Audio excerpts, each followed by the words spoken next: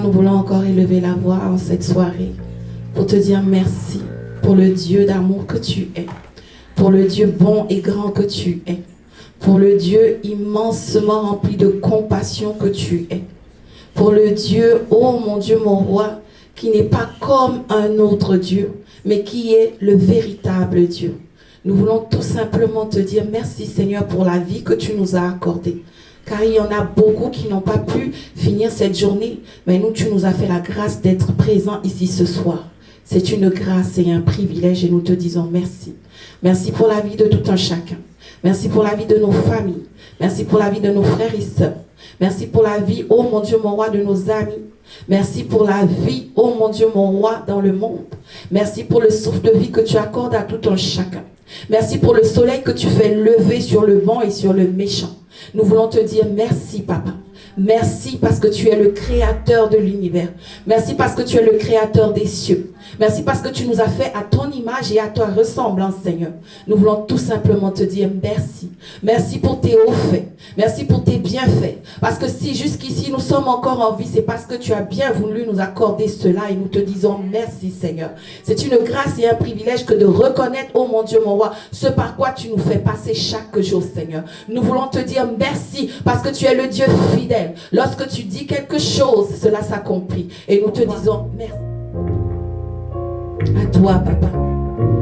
Je dépose chacun d'entre nous. Chacun d'entre nous devant toi, Seigneur. Chacun d'entre nous, Papa. Viens et rencontre chacun, Seigneur. On a besoin de te voir, te manifester dans nos vies. On a besoin de toi, Jésus. Et ce soir, on crie à toi. On crie à toi, Père. On crie à toi, Jésus. Alléluia. Merci, Seigneur.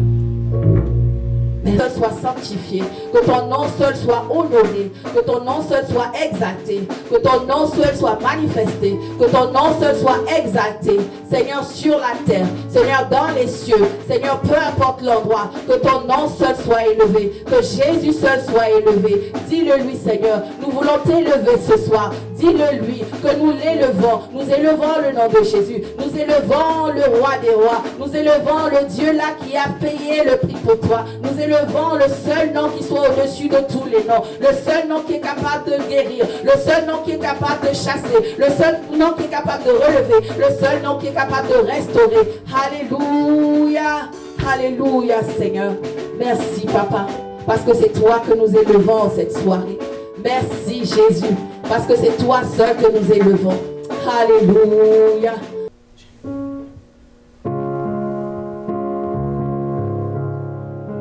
Action de grâce à l'Éternel dans son temple, action de grâce à l'Éternel. Acclamons le Seigneur dans son temple. Acclamons le Seigneur. Sachez que toutes murailles que vous avez, elles sont détruites au nom du Seigneur. Amen. Toute muraille, tout problème, toute dépression, toute anxiété, ces murailles sont détruites au nom de Jésus. Amen.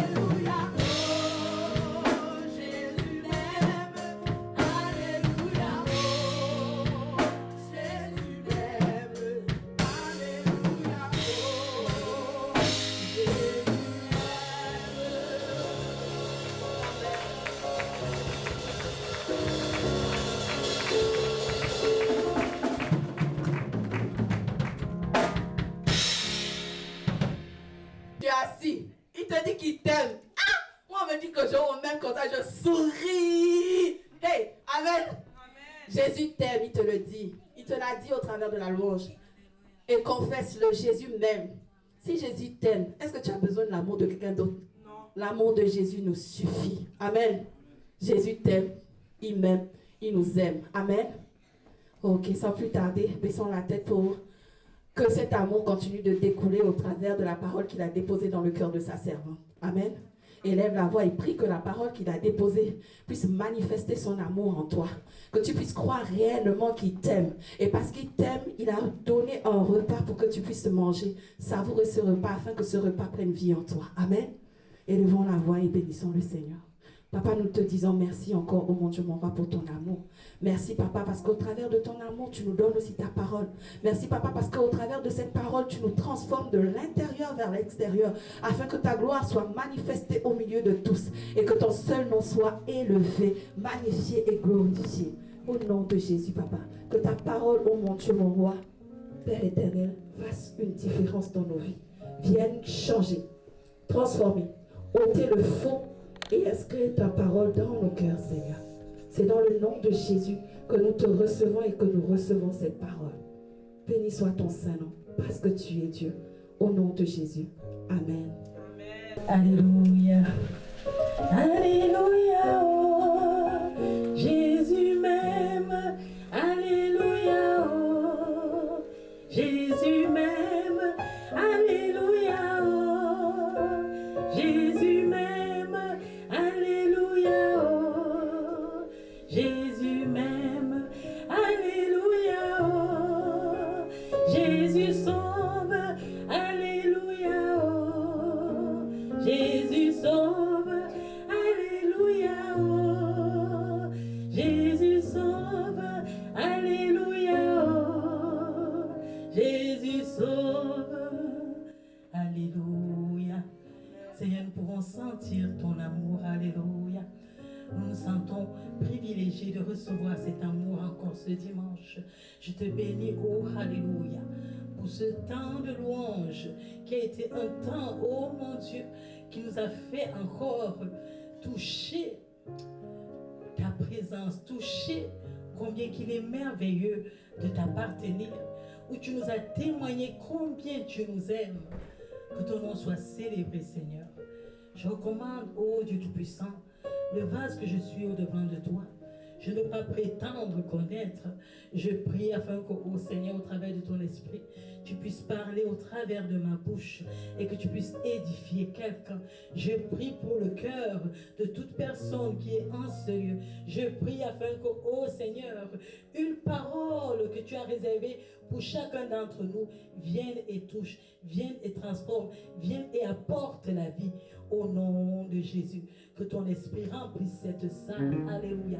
Et que nos pensées, oh Dieu, soient tournées vers toi. Merci Seigneur, parce que tu vas faire quelque chose de magnifique dans ma vie, dans la vie de quelqu'un, pendant que nous nous attendons à toi. Au nom de Jésus. Amen. Amen. Amen. Amen. Soyez bénis. On va faire une petite révision. Alléluia. La dernière fois, on a dit, chacun d'entre nous va regarder un peu pour voir deux personnages bibliques. Les uns devraient nous dire deux personnes qui se sont repenties, mais qui n'étaient pas sincères dans la repentance, et deux autres personnes qui sont repenties et qui étaient sincères dans la repentance. Amen. Amen.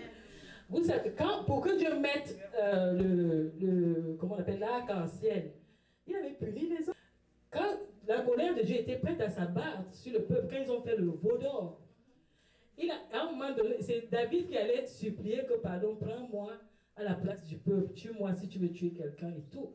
La colère de Dieu s'est enflammée plusieurs fois. Pourquoi Dieu livrait son peuple à Babylone quand il les envoyait souvent en esclavage? C'était pour les punir. La plupart du temps, c'était à titre de punition que Dieu livrait son peuple en esclavage. Et quand le temps de sa colère passait, il revenait sur ses paroles. Quand quelqu'un se levait, plus précisément, amen. Fait qu'on va continuer aujourd'hui. J'étais prête, j'étais toute contente de vous parler de c'est quoi un chrétien. Vous vous rappelez la dernière fois, j'ai dit on parlera du chrétien. Mais pendant que j'étais en train de méditer devant la face du Seigneur, il m'a dit parle du péché. Parce qu'on a parlé de la repentance, mais sans toucher au péché, on se repent de quoi? On se repent du péché. Amen.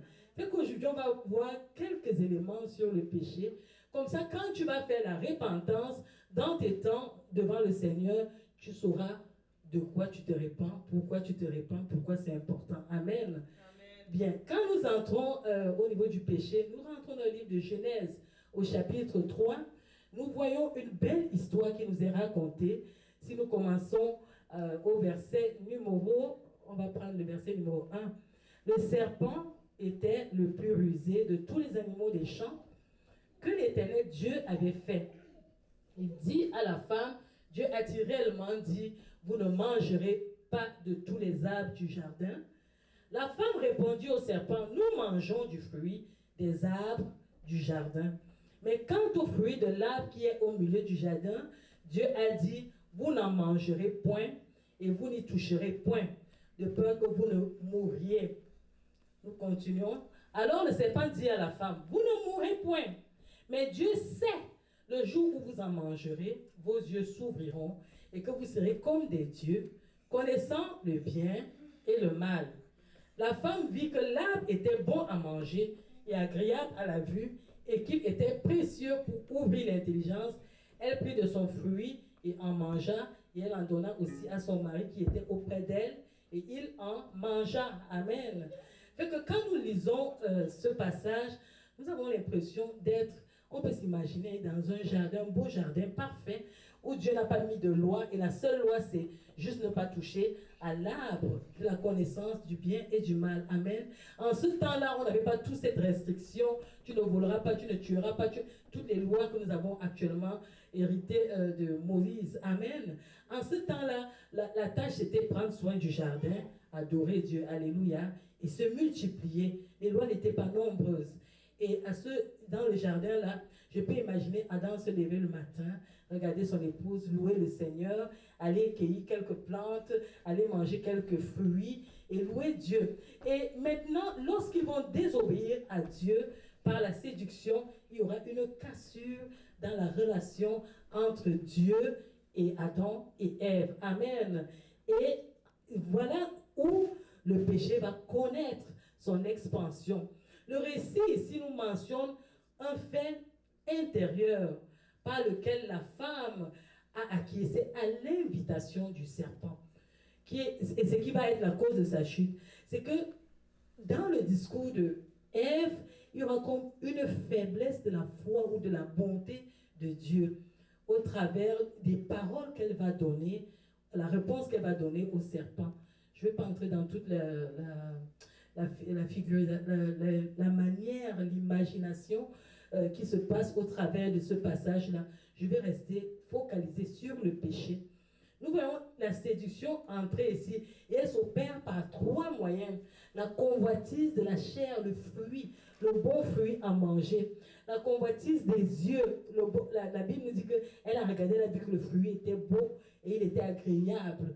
Et l'orgueil de devenir comme Dieu, parce que le diable va leur dire, non, vous n'allez pas mourir, c'est que vous allez avoir la connaissance. Et le désir de cette connaissance-là va amener Ève à pécher. Amen. Et nous voyons une stratégie diabolique ici. Le tentateur vient s'adresser à la femme qui est considérée un tout petit peu comme l'être faible quand nous regardons dans la vie sociétale. Et il réussit à attirer son attention avec des paroles doucereuses. Amen. Et des paroles complaisantes. La suggestion. Il lui suggère de belles choses. Amen. Et nous voyons ici aussi que Ève est sensible à cette stratégie-là. Il vient insinuer des pensées dans le cœur de Ève. Il vient créer une petite forme de doute dans les pensées de Ève. En fait, il vient séduire Ève pour la gagner au mal. Amen. Et cette action-là va pousser Ève à désobéir à Dieu. Amen. Et nous, quand nous considérons le péché, nous nous rendons compte que c'est un fait étroitement lié à la religion, un fait étroitement lié à l'obéissance à Dieu. Amen. Le péché, là où on regarde, quand on regarde dans la vie normale, le péché est considéré seulement quand on parle de la parole de Dieu. Mais les lois humaines ne considèrent pas le péché comme péché, parce que le péché n'est pas seulement un acte de désobéissance à la loi, c'est un acte de rébellion contre Dieu. Amen. Et vous voyez, ce qui va se passer, c'est que le péché aura une conséquence immédiate, c'est qu'ils seront chassés, Adam et Ève seront chassés du jardin, et lointaine, parce qu'ils sont les premiers hommes, Adam et Ève vont créer une espèce, l'espèce pécheresse. Et c'est ça que nous allons hériter, nous, jusqu'à notre génération. Amen. Fait que quand on dit que nous sommes pécheurs, ce n'est pas tellement parce que nous avons commis des péchés, c'est premièrement parce que nous héritons de la nature pécheresse d'Adam et de Ève. Amen. Et un deuxième élément au niveau du péché, c'est que il y a le péché, une autre forme de péché apparaît avec la loi de Moïse. Parce que quand les hommes vont se multiplier sur la terre, Dieu va établir des lois, des règles, comment fonctionner sur la terre. Et ces lois-là vont être mises en application. Et quand tu transgressais la loi, tu étais considéré comme pécheur. Vous voyez que la nature pécheresse d'Adam et Ève va s'ajouter une autre nature, la nature du péché, qui est la transgression de la loi qui a été donnée à Moïse. Amen. Et la conception du péché va venir bouleverser le plan divin de Dieu. Parce que dans la conception de Dieu, Dieu nous avait créés pour son adoration, pour vivre sur la terre, pour nous multiplier, alléluia, pour cultiver, il avait dit, remplissez la terre. Maintenant, le péché qui va être une désobéissance, qui va être un blocage à la volonté de Dieu, va venir renverser les fondements que Dieu a placés. C'est pour ça que le péché, quand on parle du péché, parce que les gens parfois pensent qu'on les condamne, on les juge, ce n'est pas simplement la transgression d'une loi. Le péché va plus loin. Ça t'amène à être en opposition à Dieu, en opposition à la volonté de Dieu, en opposition au plan de Dieu. Amen. On va le comprendre en avançant plus. Le péché surpasse la notion du mal. Le péché nuit à l'homme. Le péché nuit au plan divin. Le péché est une offense à Dieu. Amen. Et le péché est considéré comme une série de manquements à ton devoir divin. Alléluia. Et le péché va aller dans la conception de la droiture morale. Regardez un peu Joseph. Quand nous considérons Joseph avec la femme de Potiphar, on va se rendre compte que Joseph va dire à la femme de Potiphar, elle va dire que, écoute, amusons-nous ici, personne ne va nous voir, on est seulement à deux. Je ne vais pas dire à mon mari. Joseph va citer à cette femme deux choses. Joseph va dire que, à cause de la confiance que ton mari a mis en moi, je ne veux pas coucher avec toi. Tu es comme un interdit pour moi. Première chose, le respect de la confiance qu'on lui a donnée. Deuxième chose, il va dire, à cause de mon Dieu, dans Genèse 39, verset 9, il lui dit, je vais faire un grand mal, et c'est pécher contre Dieu que d'aller avec toi, femme de Potiphar. Donc le péché a deux dimensions, ça a une dimension terrestre et ça a une dimension divine. Amen. Et quand nous essayons de considérer le mot péché, dans la conception hébraïque, ça renvoie à plusieurs autres mots. Par exemple, en hébreu, quand nous regardons la racine kata, ça signifie le manque de but. Nous regardons la racine avon, ça signifie tortueux. Nous considérons la racine shegaga, qui signifie erreur. Quand nous considérons la racine ivelette, nebalat, ça signifie folie. Donc quand tu as des comportements de folie, tu es considéré comme, ça revient devant le Seigneur comme un péché. Et ça veut aussi dire aveuglement. Maintenant que nous regardons la racine grecque, nous voyons amartia, ça renvoie encore à l'erreur. On voit parabasis, ça signifie au-dessus de la ligne normale ou à côté de la ligne. Donc il y a une ligne qui est tracée où on doit marcher, mais toi tu marches à côté. Quand on considère le mot paraptoma, ça signifie tomber à côté. Amen. Et donc le péché ici renvoie aussi à la révolte, ça renvoie à l'infidélité.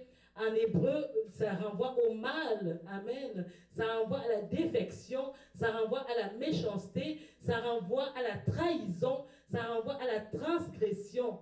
En grec encore, ça renvoie à la désobéissance, ça renvoie à l'injustice, ça renvoie à la dette. Vous vous rendez compte, le péché n'est pas juste les petites pensées qu'on a souvent que j'ai juste menti, c'est un péché. Non, ça va au-delà. Amen. Même quand tu donnes à quelqu'un, c'est comme un péché. C'est pour ça que Dieu nous dit, ne devez rien à personne. Amen. Quand tu désobéis, c'est un péché. Quand tu fais des erreurs, tu es dans le péché. On doit faire très attention. Alors donc, quand nous considérons la conception religieuse du péché, c'est un acte conscient par lequel je prends la décision de briser un interdit ou bien de briser la loi divine. Amen. Et le péché possède un état dans lequel quelqu'un se trouve. C'est-à-dire qu'il se conduit d'une certaine façon et il vit dans ça. Hein. Ça peut être considéré aussi comme un péché. Amen. Fait que toute désobéissance à Dieu, de manière générale, est considérée comme un péché. Alléluia. Alors, il y a des différentes façons de pécher. La façon la plus dangereuse de pécher, c'est dans les pensées. Parce que nos pensées sont comme Internet. Nos pensées sont un village d'analyse, de choses. On construit. Quand tu construis une maison, on voit la maison après. Vous comprenez? Mais tu l'as d'abord conçue dans ta tête. Tu as dit les toilettes c'est ici, la porte c'est là, quand les étrangers entrent, c'est par ici qu'ils vont passer, il y aura un couloir, c'est dans ta tête.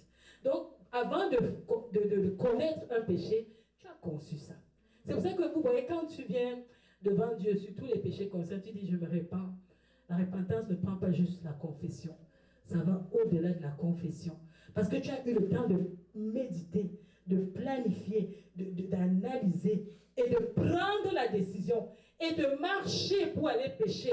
On ne pêche pas en étant sur place. Vous comprenez? Le péché est l'opération d'une analyse. Je pense que quand on regarde le péché, c'est là que vous vous rendez compte que l'homme est tellement intelligent. Parce que regardez David. Pour que David ait le plan d'aller prendre Bathsheba, je ne pense pas que c'est la première fois qu'il a vu Bathsheba, il l'a mis dans son lit. Il a planifié, il a regardé, il s'est renseigné. Son mari, c'est qui? Il est où? Il est souvent là quand? Bathsheba se lave quand? Comment je peux voir? Quelle est la bonne position? Elle est souvent comment? Quand il quitte ici, elle va où? Comment je peux l'attraper? Et quand je vais l'attraper, à quelle heure? Mes gardes, mes femmes, est-ce qu'elles sont là à ce moment? Vous comprenez, hein? C'est toute une thèse. Il calcule le bon temps, le bon timing pour poser son acte, personne ne le voit et puis il a péché. Sauf que la foi, là, c'était tellement bien calculé qu'il a oublié que, je vous ai dit tout à l'heure, le péché, ce n'est pas seulement physique, c'est spirituel. Il oubliait que quand il faisait ses plans dans sa tête, il y avait qui? Il y avait Dieu. Dieu est omniprésent. Il a fait les plans. C'était le crime parfait. Sauf qu'il y avait parfait, elle fait devenir parfait. Parce que le fait n'a pas pu se passer. Il a fini de faire ses plans. La femme vient lui avouer que, écoute, là, je suis enceinte. Tu m'as enceinte. David se rend compte qu'il commence encore à faire d'autres équations. Il fait les équations, il amène le mari. Est-ce que le mari peut... Il ajoute un deuxième péché avec toujours des analyses et des calculs et la période. Parce que, écoutez, elle n'a pas dit qu'elle était tombée enceinte. Nous, les femmes, là, vous savez qu'on a une période. Fait que si ce n'est pas la période, là, elle va dire au mari que tu es enceinte, il va dire que ta période c'était quand? Quand je suis arrivée, tu avais les menstrues, la grossesse c'est entré quand? Tu comprends? Il calcule encore, il fait les plans, il fait les choses pour que ça tombe net au moment où, malheureusement, hein, aussi son mari lui dit que moi je ne peux pas aller vers ma femme. Nous sommes en guerre. Moi je ne peux pas aller dormir, me rendre plaisir, alors que mes frères meurent là-bas. Fait qu'il reste dehors. Premier jour, il reste dehors, deuxième jour. David se rend compte que le crime, ça ne va pas se passer. Il l'appelle, il dit que mais qu'est-ce que tu fais là? Jouis de ta femme, il dit non, le peuple d'Israël est en train de mourir, je ne peux pas aller vers ma femme. David se rend compte qu'ici, mon péché sera dehors. Troisième plan, c'est-à-dire quand vous considérez ça, vous vous rendez compte que nous sommes forts. L'homme est intelligent pour pouvoir pécher, pour arriver à dire que j'ai péché. On a fait des calculs, on a fait des opérations, on a fait des choses. Que le Seigneur nous vienne en aide. Amen. Fait que c'est pour ça que Jésus pouvait dire que si tu regardes juste une femme dans l'intention de la convoiter, tu as déjà commis l'adultère. Je te dis, mais comment ça? Attends, je vais juste regarder. C'est pas regarder au premier plan. Je vous regarde tous là. Hein? On s'entend, je vous vois tous. Mais ça n'a rien à voir avec le premier regard. Ça va avec ce que David a fait. L'analyse, la femme dans une certaine position. C'est-à-dire que pour que j'arrive au mot convoitise, il y a eu un cheminement de mon raisonnement, il y a eu un cheminement de ma pensée, il y a eu des images, il y a eu un film dans ma tête. C'est pour ça que Jésus peut dire que quand tu la regardes, tu la convoites là, tu as déjà péché. Parce que entre l'acte que tu poses en la regardant, en la convoitant et la mise en pratique, en fait tu as déjà pratiqué. Tu as pratiqué dans ta pensée. Il manque seulement la mise en application. La mise en application là, c'est rien par rapport à la conception. C'est pour ça que Jésus nous dit, écoutez là, quand tu regardes, tu convoites là, hein, tu as tout fait déjà, il n'y a même pas... Puisque je fais le film dans ta tête, je vous ai raconté tout à l'heure. Tu fais le film. Et maintenant, tu viens seulement mettre en application le film que tu as conçu. Amen. Fait qu'il y a le péché en parole. Vous savez, Jésus a dit une autre chose. J'aime Jésus, alléluia. Il dit, ce qui souille l'homme, ce n'est pas ce qu'il mange qui le souille. Ce n'est pas ce qu'il avale, c'est ce qui sort de sa bouche. Mais ce qui sort de la bouche, là, ça vient d'où? Ça vient du cœur. Vous comprenez? Fait que quand tu dis des paroles blessantes à quelqu'un, ça n'a pas commencé par la parole blessante. C'est qu'il y a quelque chose dedans là-bas. Tu avais fait les analyses, tu dis, attends, tu vas encore venir quand tu vas me dire ça, c'est ça que je vais te dire. Ça va bien te blesser. Tu cherches, je dis que qu'est-ce qui peut me blesser? Qu'est-ce qui peut me faire qu'il souffre? Je vais le secouer, je vais le... Donc tu finis de faire tout ça, tu restes tranquille, tu ris avec, ah bonjour, bonjour. Jusqu'au jour où l'occasion se présente, tu lâches seulement la petite bombe, tac. Vous comprenez? La bombe là, ce n'est pas à ce moment-là qu'elle se conçoit. Elle s'était conçue dans ton esprit depuis quand tu avais été blessé, quand il avait posé l'autre acte qui t'avait fait bizarre. Tu dis, ok, on est ensemble, mais attends, je ne vais pas te louper. Fait que là, le péché, parole va venir sortir. C'est pour ça que Dieu dit que c'est péché. Ce n'est pas l'insulte en elle-même qui est péché, mais c'est le processus qui t'amène à l'insulte. Comprenez? Et vous voyez que le processus n'est pas là. C'est différent de que tu as un accident et puis quelque chose se passe. Alléluia. Fait qu'il y a le péché par action. Je vous ai raconté l'histoire de David. Vous savez que avant d'arriver à l'action, on a tout le village d'analyse derrière avant de venir passer à l'action.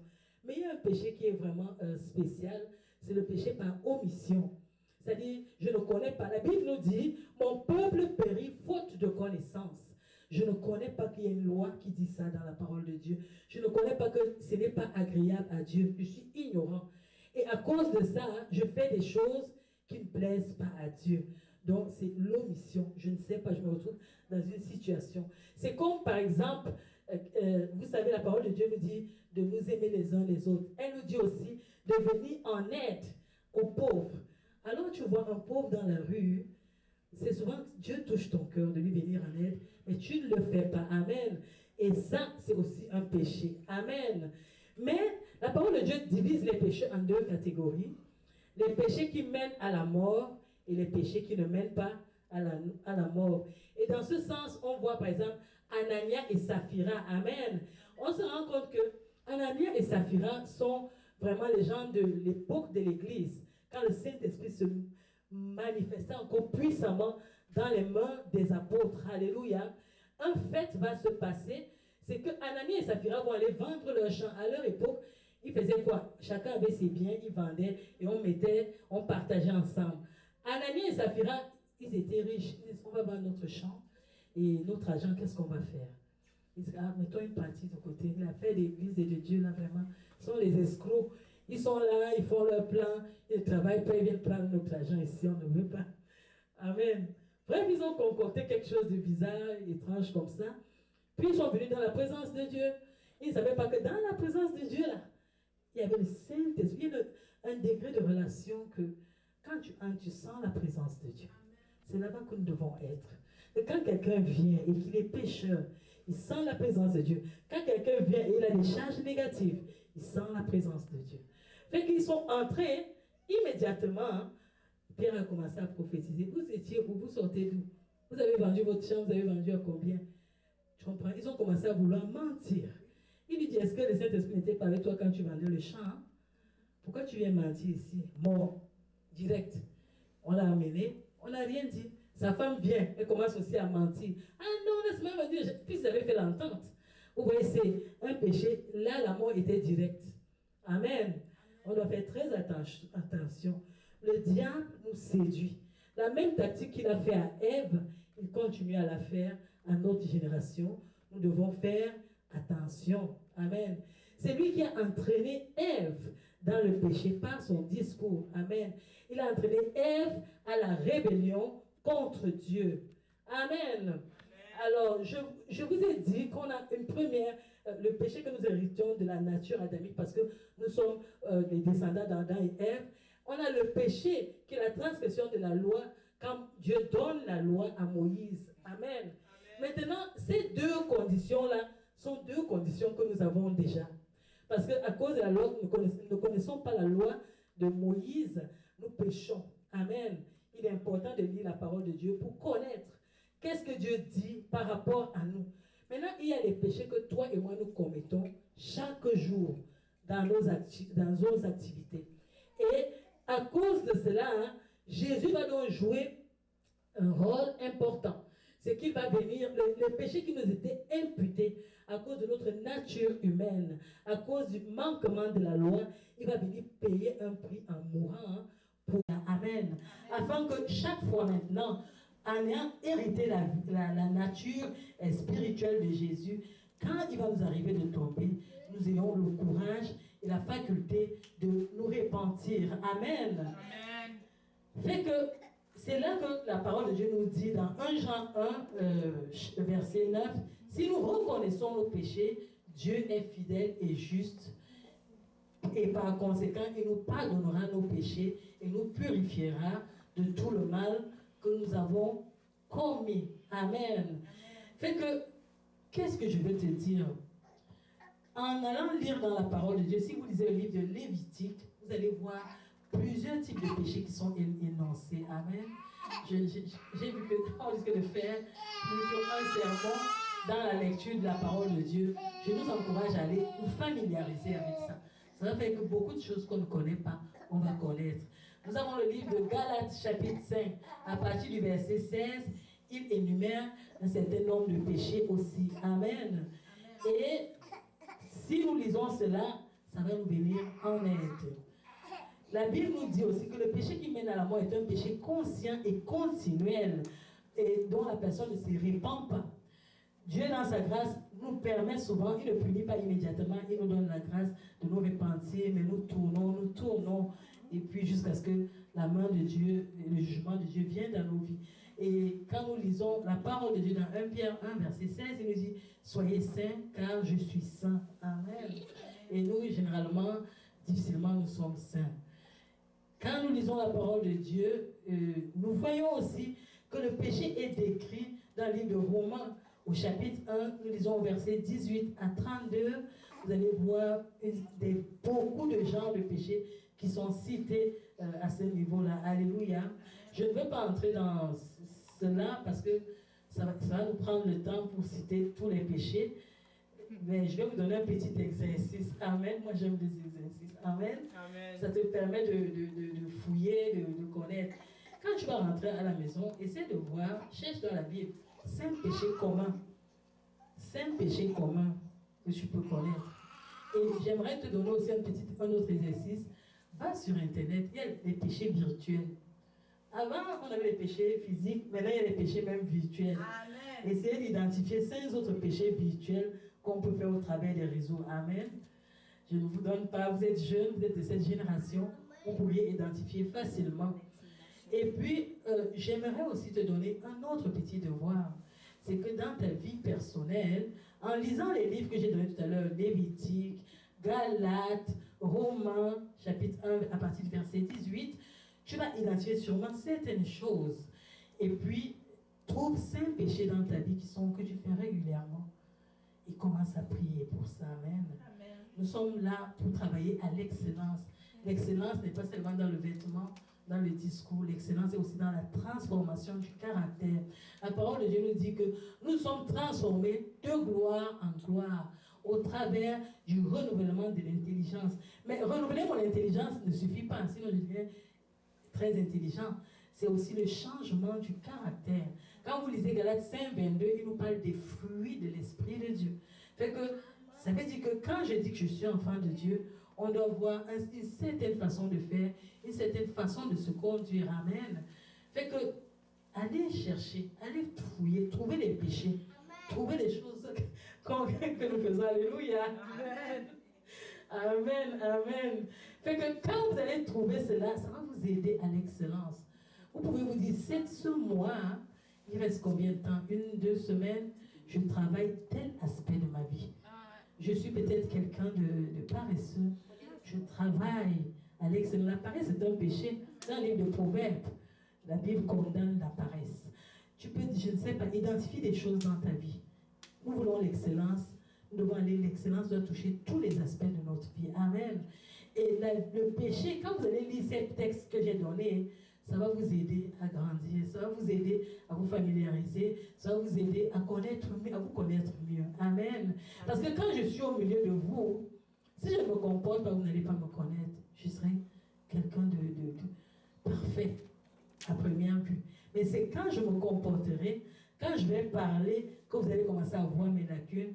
Quand on va me titiller un peu, vous allez voir mon caractère. Amen. Fait que prenez le temps à la maison, travaillez ce côté-là. Si Anania et Saphira ne venaient pas dans la présence de Dieu, n'allez pas savoir que Anania et Saphira pouvaient mentir devant le Seigneur, devant Dieu. Ça veut dire qu'ils avaient l'habitude de mentir dans le secret et personne ne connaissait. Amen.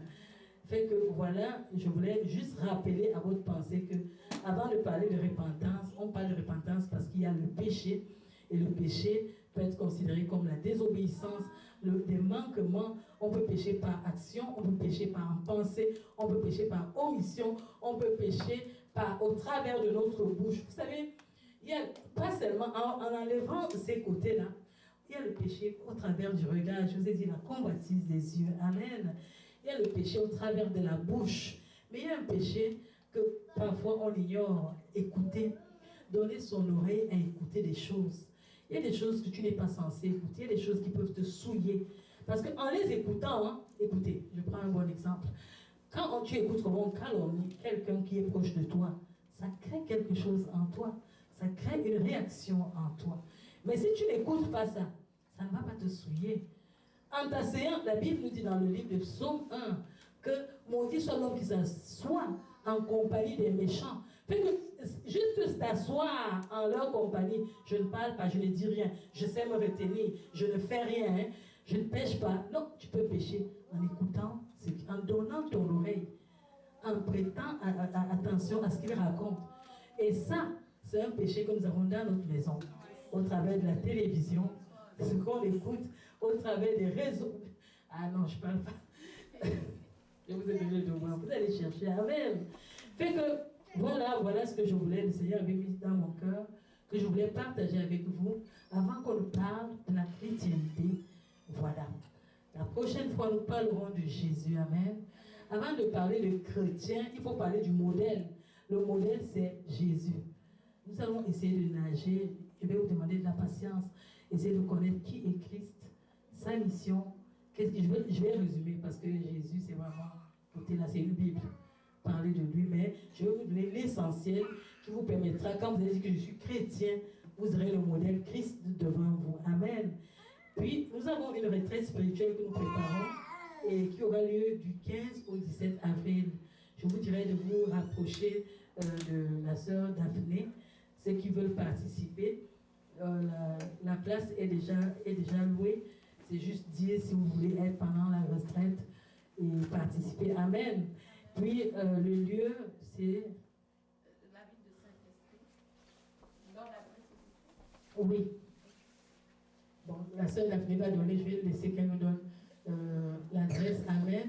On va faire des flyers par rapport à cela. Et je vais aussi vous rappeler l'annonce de la mission que nous aurons au mois d'avril.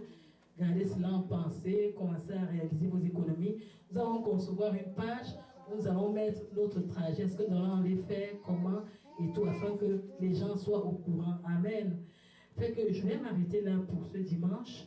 Méditer, le péché c'est quoi? Le péché, comment nous le commettons, où nous le commettons? Est-ce que c'est dans nos pensées? Est-ce que nous le méditons? Vous savez, parfois nous murmurons. Et les murmures, c'est une forme de péché. Amen.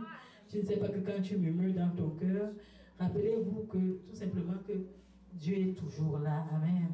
Peu importe ce qu'on fait, peu importe ce qu'on dit. Si tu commences juste à prendre conscience que Dieu est toujours là, tu vas faire attention à tes pas. Tu vas faire attention à ce que tu dis. Tu vas même faire attention à ton intérieur. Parce que quand tu parles à l'aide, Dieu dit, je vais vous donner ce magnifique exemple. Dieu nous dit dans sa parole qu'avant que tu le formes un mot pour t'adresser à lui, il avait déjà vu le désir de ton cœur. C'est pour ça qu'il y a des prières qui sont intérieures, où les gens ne parlent pas, mais la personne prie dans son cœur. Parce qu'il y a tout un langage, il y a toute une vie intérieure. Et c'est pour ça que vous allez vous rendre compte que Dieu vient habiter dans nos cœurs. Il dit, vous êtes le temple du Saint-Esprit. Et il communie, quand Dieu communie, la meilleure façon, le lieu où Dieu communie avec nous, le meilleur lieu, c'est dans notre cœur. Parce que je peux te parler humainement, tu vas entendre avec les oreilles. Mais si à l'intérieur, ce n'est pas ouvert, tu ne vas pas écouter.